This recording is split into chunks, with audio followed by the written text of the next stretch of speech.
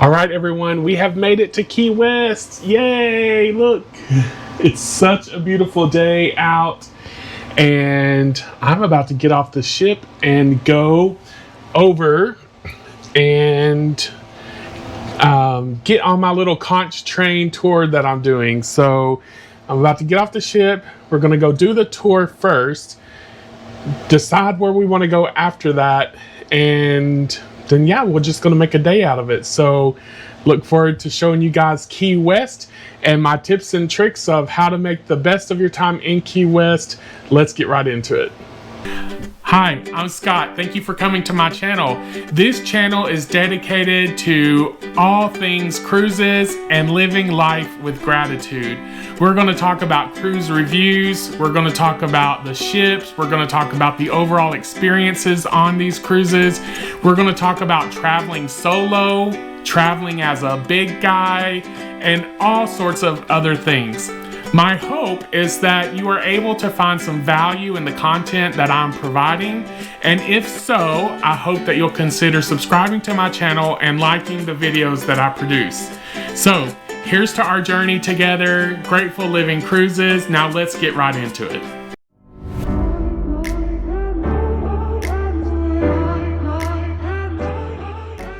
All right, we have made it off the ship here in the fabulous Key West, and I am about to go get on my excursion and get this day started. So let's go. There's just something about Key West. Immediately when you get off the ship, everything feels a little different and pretty, by the way. Today I'm taking you with me as we explore this colorful island paradise aboard this iconic Conch train. This was an excursion I booked through the cruise ship, and if you've never been to Key West before, this is one of the ways you can get your bearings around the island. The Conch train actually has been rolling through the streets since 1958. Giving visitors a front row seat to all the stories, the architecture, the legends, and everything that makes this island so special, which actually is a lot. So we're going to get started on this trip, and as we roll through this town, you're going to notice that they have a lot of charming Conch-style homes with pastel colors, tin roofs, large porches, wooden structures. These homes were actually designed to keep cool in Florida and were there long before air conditioning existed. So elevated foundations, tall ceilings, and plenty of windows to catch the breeze. You know, being smart about living on an island. Now, we're starting here at Mallory Square, which is one of the first major landmarks here. And this is the heart of the sunset culture in Key West. A lot of evening gatherings, famous sunset celebrations, street performers, live music, artists, and one of the most beautiful sunsets you'll ever see from this location. If your ship is in port late enough, it's absolutely worth coming back to that area for. Now, as the train winds through the streets, you'll see the iconic Southernmost point buoy in a little bit. The original one actually was falling in the water, so I had to make a separate journey to the fake one. Anyways, just 90 miles from Cuba, the buoy is a concrete marker, and it's one of the most photographed spots in the United States. I'll show that to you guys a little bit later. But on this journey, we also passed beautiful churches, the Ernest Hemingway Home and Museum. Hemingway actually lived there throughout the 1930s, writing some of his most famous works. The house is still home to the descendants of his six-toed cats. Yes, you heard me right, six toes. And it's really one of those quirky Key West stories that just fits the island's personality perfectly. Now, keep an eye out for Duval Street. Duval Street is the main artery of Key West. It stretches from the Gulf of Mexico all the way to the Atlantic Ocean, lined with restaurants, bars, arts, galleries, shops. It's really lively during the day and absolutely very lively at night. Whether you're looking for key lime pie, fresh seafood, or a frozen drink, Duval Street has it all. The train also takes us past the Key West Lighthouse, which I didn't get a great photo of, and the historic Seaport. The Seaport area feels a little bit more laid back, less noisy, more waterfront dining, fish charters, and some of the best local food on the island. Now, one of the things I love most about Key West is how walkable it is. The Conch train gives you the overview, but once you know where everything is, you can easily just explore on foot. No rushing, no stress, just island time fun. And that's really the vibe here, island time. Colorful architecture and all of the above all reside here in Key West. So Key West may actually be small in size, but it is big in personality. So whether you're here for a few hours on a cruise stop or just staying a few days, the island has a way of leaving its mark on you. And honestly, I can't wait to come back. Maybe in cooler weather. But anyway, here I am trying this key lime pie. The music was really loud, so I had to go. And then here we are back at the southernmost point, the fake one, the temporary one, if you will. So yes, we made a quick journey. Okay, you guys, so apparently the original southernmost point structure was falling into the ocean.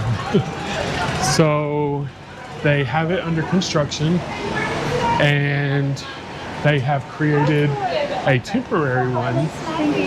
So when I got off my excursion, I took a ride back down there to that location so that I could get my photo. So anyway, now I'm on my way back, and I decided I was just gonna walk back to the port. It's a little over a mile, not too bad, and it's a nice day today, so I'm just walking right down Duval Street,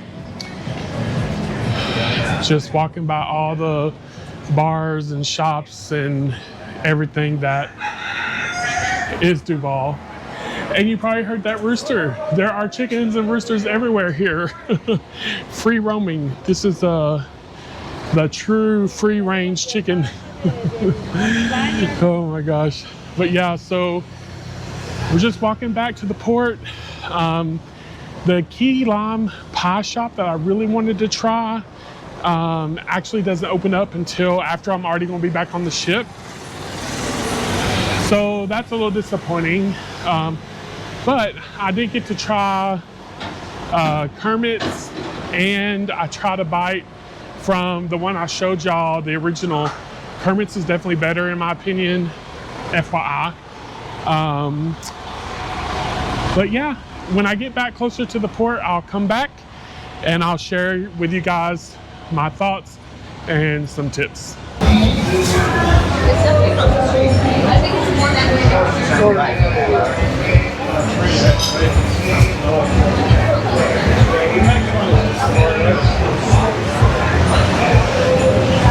Oh, that sounds great, Christy. Thank you so much. Excellent. Well, we made it back to the ship. That was a nice long walk, but we're back at the ship now. It looks like there's kind of a long line, so we're going to go ahead and get in line, get back on the ship, and rest a little bit, and then probably we'll go find something to eat because I have not eaten since breakfast. But yeah, take a look. The Carnival Dream. It's a pretty massive ship to not be a massive ship in today's standards.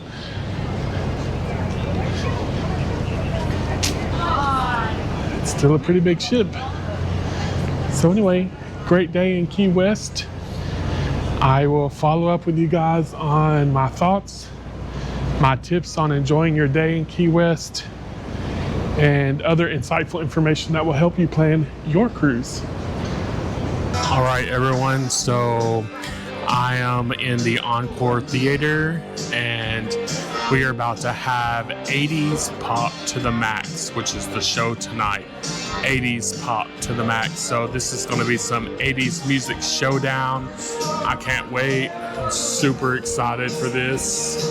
The Encore Theater's as beautiful as it was last night. And one thing I really love about these older Royal Caribbean ships is they have these big, like, couches almost, so you don't have to worry about the little bitty chairs, especially if you're a person of size. And everything in this theater is animal print. So you have the animal print there, you have the giraffe, I don't know if you can see on the walls, and then there's zebra in the back. But anyway, we're going to get this show going, and I'll show you a few clips. Probably won't be able to do sound because of copyright, but yeah, I'll show you at least a few clips.